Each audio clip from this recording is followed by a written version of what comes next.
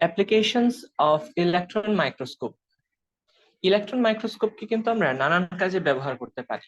তো প্রশ্ন আসে যে লাইট মাইক্রোস্কোপ তো এতদিন ছিলই, এবং ওইটা অনেক অল্প দামে আমরা কিনতে পারতাম, ব্যবহার করতে পারতাম খুব ইজিলি। তো ওইটা ছাড়া আমরা ইলেকট্রন মাইক্রোস্কোপকে কেন ব্যবহার করা শুরু করলাম? এর কারণ লাইট মাইক্রোস্কোপ দিয়ে কিন্তু সবকিছু দেখা যায় না। যেমন আমাদের যে ভিজিবল লাইটের রেঞ্জ, ওয়েভলেন্থের যে রেঞ্জ 380 থেকে 800 ন্যানোমিটার পর্যন্ত, এটা কিন্তু আমরা যদি খুব আলট্রা স্ট্রাকচারের কথা চিন্তা করি তার তুলনায় এই রেঞ্জটা বেশ বড়। এমনও কিছু স্পেসিমেন আমাদের হাতে আসে, মাইক্রোবায়োলজিক্যাল স্পেসিমেন্স, যাদের আকার সাইজ এই ভিজিবল লাইটের যে ওয়েভলেন্থ তার রেঞ্জের চেয়ে আরো ছোট হয়। তো তার রেঞ্জের চেয়ে যদি আরো ছোট হয় তাহলে আমাদের ভিজিবল লাইট কিন্তু ওটার সাথে ইন্টারঅ্যাক্ট করতে পারবে না এবং আমাদের রিফ্লেকশনের কোনো ইমেজ দিতে পারবে না। তার জন্য আমাদের আরো স্মল ওয়েভলেন্থের কিছু ওয়েভ আমাদের ব্যবহার করতে হবে। ঠিক যেরকম ইলেকট্রনের মাস বেশি হওয়ার কারণে ডি ব্রগলি ওয়েভলেন্থ আমরা খেয়াল করবো এটা অনেক ছোট, খুবই ছোট। এতটাই ছোট যে সে ন্যানোমিটার রেঞ্জে, খুবই অল্প ন্যানোমিটার রেঞ্জেও সে পার্টিকেলের সাথে ইন্টারঅ্যাক্ট করতে পারে এবং আমাদেরকে একটা ইমেজ তৈরি করে দিতে পারে।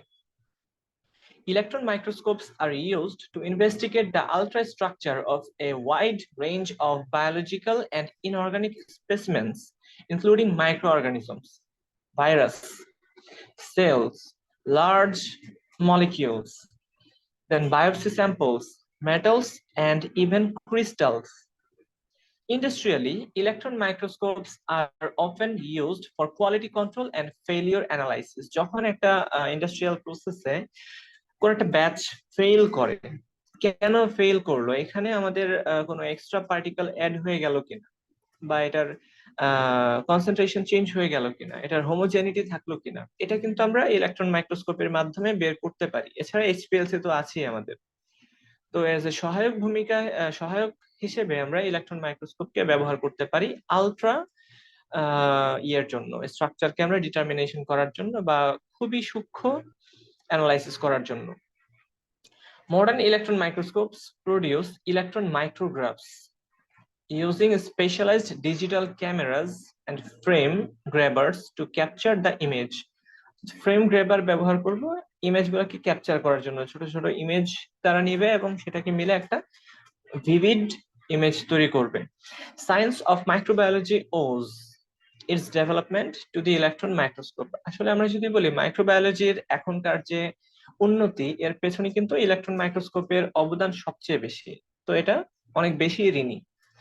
Study of microorganisms like bacteria, virus, and other pathogens have made the treatment of disease very effectively. Very effective. আমরা ইফেক্টিভলি এই ট্রিটমেন্ট গুলা করতে পারি ভাইরাস, ব্যাকটেরিয়া, এদের অস্তিত্ব খুঁজে বের করার মাধ্যমে। কোন ধরনের ভাইরাস ব্যাকটেরিয়া আছে সেটাও কিন্তু আমরা দেখতে পারি ইলেকট্রন মাইক্রোস্কোপের মাধ্যমে। What are the advantages of electron microscopy? Have a very high magnification. তো আমরা বুঝতে পারছি অনেক ছোট রেঞ্জে যখন একটা পার্টিকেলকে সে ডিটেক্ট করতে পারে, আমরা ম্যাগনিফিকেশনের মাধ্যমে এটাকে বড় করে দেখতে পাচ্ছি। ইনক্রেডিবল হাই রেজলিউশন, এমন ভাবে আমরা রেজলিউশনে দেখতে পারি যে একদম একটা সেলের ভেতরে মাইটোকন্ড্রিয়ার ভেতরে যে পারঅক্সিজম গুলো রয়েছে, এর মধ্যে যে এনজাইম গুলো রয়েছে, তাদেরকে পর্যন্ত আমরা দেখতে পারি ইলেকট্রন মাইক্রোস্কোপের মাধ্যমে। Material rarely distorted by preparation, এই ক্ষেত্রে ম্যাটেরিয়ালটা খুব একটা চেঞ্জ হয়ে যায় না, ডিস্টর্ট হয়ে যায় না। It is possible to investigate A greater depth of field, আমরা কিন্তু একদম ভেতরে যে এটাকে পর্যবেক্ষণ করতে পারছি, অর্থাৎ আমাদের যে ইনভেস্টিগেশন অ্যানালাইসিস এর ডেপথ কিন্তু অনেক বেশি বেড়ে গিয়েছে ইলেকট্রন মাইক্রোস্কোপের মাধ্যমে। ডাইভার্স অ্যাপ্লিকেশন, অনেকগুলো কাজে আমরা ব্যবহার করতে পারি আমাদের ফার্মাসিউটিক্যাল ফিল্ডে, মাইক্রোবায়োলজিক্যাল ফিল্ডে, জেনেটিক্স ফিল্ডে, even solid state chemistry, solid state physics, সব কাজেই কিন্তু আমরা এটাকে ব্যবহার করতে পারি। এর কিছু লিমিটেশনস রয়েছে, আমরা শুরুতেই বুঝতে পারছি যে এটার প্রিপারেশনটাই অনেক টাফ, খুবই টাফ, এবং এটা অনেক ব্যয়বহুল।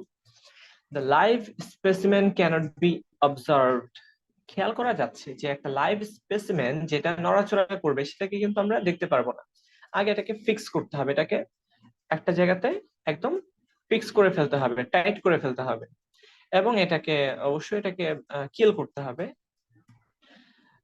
As the penetration power of electron beam is very low, যেহেতু এর একটা চার্জ এবং মাস রয়েছে, তো এটা অবশ্যই কোনো একটা পার্টিকেলের সাথে ইন্টারঅ্যাক্ট করবে বেশ ভালোভাবে।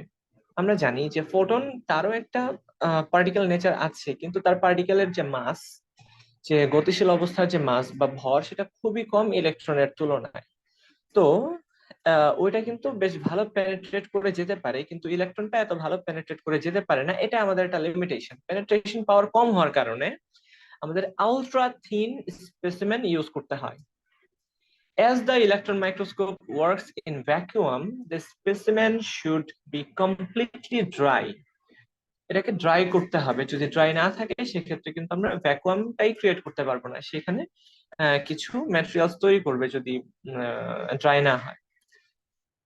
এবং এটাকে ফিক্স করতে হবে। Expensive to build and maintain, খুবই এক্সপেন্সিভ এটা, এবং সব জায়গাতে পাওয়াও যায় না। রিকোয়ারিং রিসার্চার ট্রেনিং, এক্ষেত্রে কিন্তু আমাদের যে কোনো নিউবি দিয়ে এই কাজগুলো করানো যাবে না। তার জন্য আমাদের স্কিলড রিসার্চারের প্রয়োজন, এটাকে জাস্ট করার জন্য, রান করার জন্য। ঠিক যেরকম এনএমআর স্পেকট্রাম তৈরি করার জন্য আমরা যেরকম স্কিলড ম্যান পাওয়ার প্রয়োজন হতো আমাদের, ঠিক ওরকমই ইলেকট্রন মাইক্রোস্কোপের জন্য। ইভেন আমরা যে ডিফ্রাকশন প্যাটার্ন গুলা বের করবো, সেটাকে অ্যানালাইসিস করার জন্যই অনেক ইয়ার প্রয়োজন। তারপরে এক্স রে ক্রিস্টালোগ্রাফি, ঠিক ওই ধরনের সফিস্টিকেটেড মেকানিজমের মতোই একটা মেকানিজম হচ্ছে electron microscopy. This type of microscope is a large, cumbersome, extremely sensitive to vibration and external magnetic field. তো আমাদের এক্সটার্নাল ম্যাগনেটিক ফিল্ড থেকে দূরে রাখতে হবে। এটাকে ভাইব্রেশন করানো যাবে না, খুবই একটা ফিক্সড বেজের উপর এটাকে রাখতে হবে। এইগুলো হচ্ছে আমাদের লিমিটেশনস। ইনশাআল্লাহ আমরা নেক্সট লেকচারে স্ক্যানিং ইলেকট্রন মাইক্রোস্কোপের বিস্তারিত ধারণা আমরা নিব, এবং এর মাধ্যমেই এই লেকচার সিরিজটাকে আমরা কমপ্লিট করে ফেলবো। সেই পর্যন্ত সবাই ভালো থাকি, সুস্থ থাকি।